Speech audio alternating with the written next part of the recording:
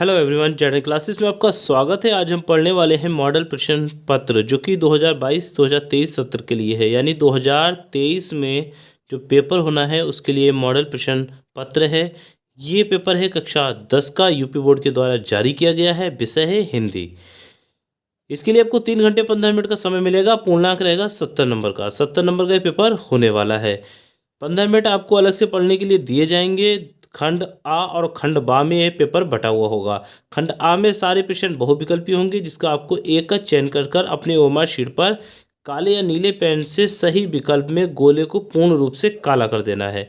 खंड आ की बात करते हैं अगर हम, तो 1 नंबर का एक क्वेश्चन निर्धारित है। खंड आ के लिए 1 घंटा और खंड बा के लिए 2 घंटे का समय निर्धारित किया गया है। सब प्रश्नों के अंक उनके सामने लिखे हुए हैं। खंड आ में देखते हैं, यानी बहुविकल्पीय प्रश्नों की बात हो रही है। क्वेश्चन रहेंगे 20 ही नंबर का होगा, यानी 1 नंबर का एक क्वेश्चन होने वाला है। पहला प्रश्न है, बाबू गुलाब राय किस युग के लेखक हैं? भारतेंदु युग, द्विवेदी युग, शुक्ल युग, शुक्लांतर युग। तो ये द्विवेदी युग के लेखक हैं।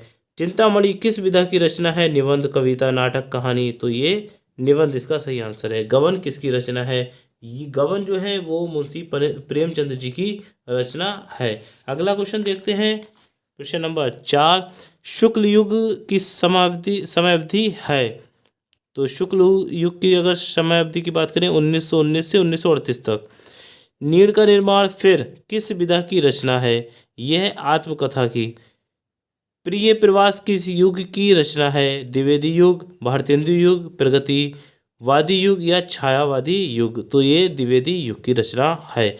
अगला प्रश्न की बात करते हैं, मधुशाला किसकी रचना है? मधुशाला जी को लिखा है हरिवंश राय बच्चन जी ने। भारत भारती किसकी रचना है? ये लिखी थी मैथिली शरण गुप्त ने। आधुनिक काल कब से कब तक का है? आधुनिक काल 1843 से लेकर अब तक का है। मतीराम किस युग के कवि हैं? मतीराम जी जो हैं वो रीति काल के कवि हैं। नेक्स्ट आ जाता है प्रश्न नंबर 11, हास्य रस का स्थायी भाव है। हास्य रस का स्थायी भाव कौन सा है? तो वही हास्य है। सोहत ओढ़े पीत पट श्याम सलोने गात, मनोनील मणि शैल पर आतप प्रहो प्रकाश। उपयुक्त पंक्तियों में कौन सा अलंकार है? तो इसमें उत्प्रेक्षा अलंकार है। रोला छंद में कुल कितने चरण होते हैं? रोला छंद में कुल 2 चरण होते हैं। आकर्षण शब्द में किस उपसर्ग का प्रयोग किया गया है? आकर्षण शब्द में आक उपसर्ग का प्रयोग किया गया है। प्रत्यय के कितने भेद हैं? तो इसके 2 भेद होते हैं। पीताम्बर में कौन सा समास है? पीताम्बर में जो समास है वो है बहुव्रीहि। आंसू का उत्तम रूप है आशु। नेक्स्ट आ जाता है, यण संधि का सूत्र है इकोणची। ठीक है। फलश शब्द का वचन एवं विभक्ति है। षष्ठी विभक्ति एक वचन होता है। अपठत धातु का वचन एवं पुरुष है, तो ये प्रथम पुरुष एक वचन है। ये 20 क्वेश्चन वो थे जो बहुविकल्पी आएंगे, आपको ओएमआर शीट पर आपको लिखने होंगे। नेक्स्ट आ जाता है वर्णात्मक प्रश्न खंड बा, जिसके लिए 50 नंबर मिलेंगे। पहला क्वेश्चन इससे दे रखा है गद्यांश का। 3 प्रश्न आपको हल करने होंगे, 2 नंबर का एक रहेगा, यानी 6 नंबर का पेपर होगा। ये पूरा देखिए, पूरा पैराग्राफ दे रखा है, 3 प्रश्न दे रखे होंगे, आपको इसका आंसर लिखना है। इस अगर वो आता है ठीक है, नहीं तो अथवा में एक और मिलेगा। 2 आपको गद मिलेंगे, 2 ही पद मिलेंगे। तो ये 3 आंसर क्वेश्चन दे रखे, इनमें से तीनों को आपको आंसर लिखने होंगे। नेक्स्ट मैंने कहा पद भी मिलेंगे आपको। देखिए पूरा पद है, इस पद में 3 क्वेश्चन हैं, हर क्वेश्चन के लिए 2 नंबर, यानी 6 नंबर का ये रहेगा। ये आता है ठीक है, नहीं तो अथवा में एक और दे रखा है, पूरा पद दे रखा है। आगे पेज पे इसके देखिए क्वेश्चंस दे रखे हैं। ये क्वेश्चंस अगर आपको आते हैं तो इनका आंसर लिख सकते हैं आप। नेक्स्ट क्या है, गद्यांश में से किसी एक का संदर्भ सहित अनुवाद लिखना है, यानी ये संस्कृत स्टार्ट हो जाएगी।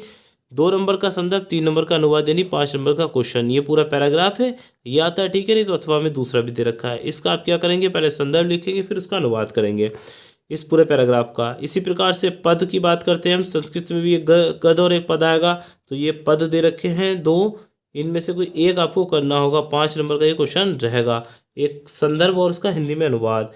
नेक्स्ट है अपने पठित खंड काव्य के आधार पर निम्नलिखित प्रश्नों में से किसी एक का उत्तर दीजिए। यानी आपकी किताब जो है पाठ्यक्रम की उसमें से कुछ क्वेश्चंस पूछे गए हैं। मुक्ति दूत खंड काव्य के आधार पर गांधी जी का चरित्र चित्रण करना है आपको, किसी एक का करना है, ध्यान रखना।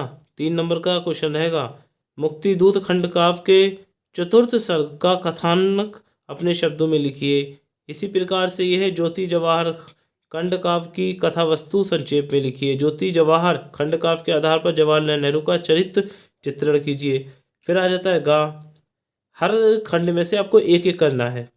मेवाड़ मुकुट खंड काव्य की द्वितीय सर्ग लक्ष्मी का सारांश लिखिए। अगले क्वेश्चन की ओर चलते हैं। अगला क्वेश्चन क्या है वो भी देख लीजिए। मेवाड़ मुकुट खंड काव्य के आधार पर दौलत का चरित्र चित्रण कीजिए। अग्र पूजा खंड काव्य की कथा वस्तु संक्षेप में लिखिए। अग्र पूजा खंड काव्य के आधार पर युधिष्ठिर का चित्रांकन कीजिए। जय सुभाष खंड काव्य के आधार पर नायक का चरित्र चित्रण कीजिए। जय सुभाष खंड काव्य का प्रथम सर्ग का कथानक लिखिए। मातृभूमि के खंड काव्य के संकल्प और सर्ग का सारांश लिखिए। मातृभूमि के खंड काव्य के आधार पर चंद्रशेखर आजाद का चित्रण कीजिए।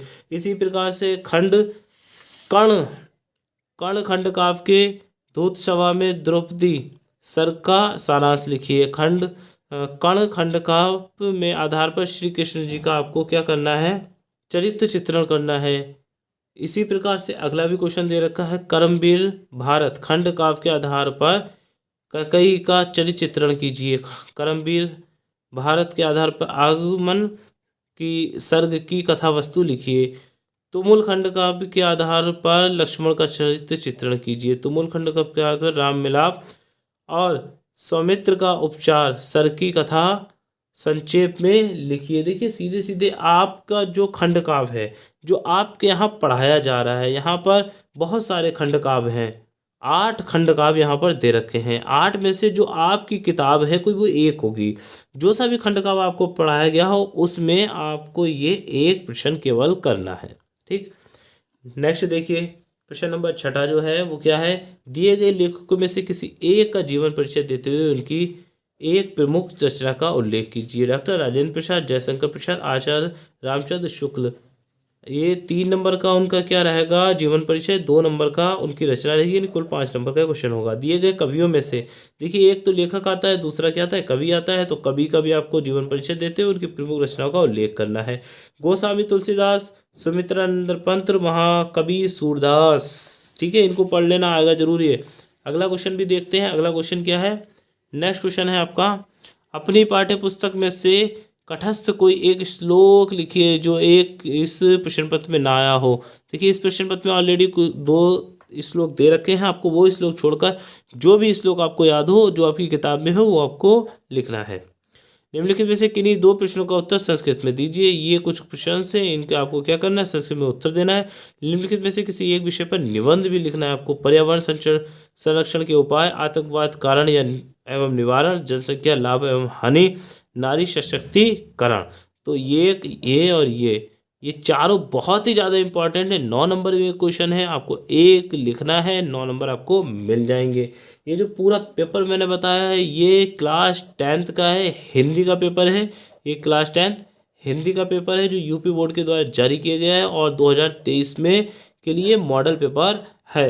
मुझे उम्मीद है आपकी वीडियो अच्छी लगी होगी, तो वीडियो को लाइक और शेयर करना ना भूलें और चैनल को सब्सक्राइब ज़रूर करें। Thank you.